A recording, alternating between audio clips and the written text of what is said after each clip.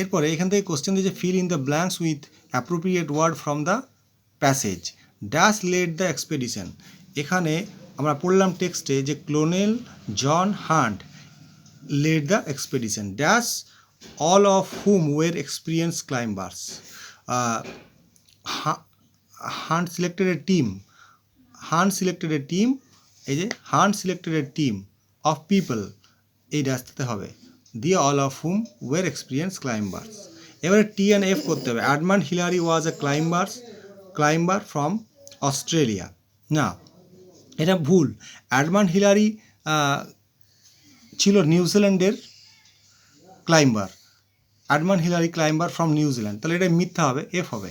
Hunt selected only experience climbers, এটা টি হবে, কারণ এখানে লেখা আছে all of whom ওয়ের experienced climbers, তাহলে এটা টি হবে সেকেন্ডটা। The expedition was made in 1953, expedition was made in 1953, এই সি এরটাও কিন্তু এই 3 নম্বরেরটাও, বি এর দাগে 3 নম্বরেরটাও টি, তাহলে প্রথমেরটা এফ, বাদ বাকিটা টি হবে। এবারে গ্রামার অ্যান্ড ভোকাবুলারি।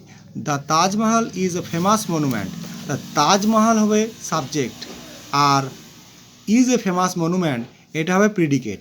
ফুলমণি যে সাঁওতাল গার্ল, তাহলে ফুলমণিটা হবে সাবজেক্ট আর সাঁওতাল গার্লটা হবে প্রিডিকেট। এরপরে বলছে write the plural form of the words, boy boys হবে আর বেবি বেবিজ হবে, BABIES হবে বেবিজ। চাইল্ড হবে চিলড্রেন, CHILDREN চিলড্রেন। কি হবে কিজ, এখানে একটা এস হবে KEYS কিজ।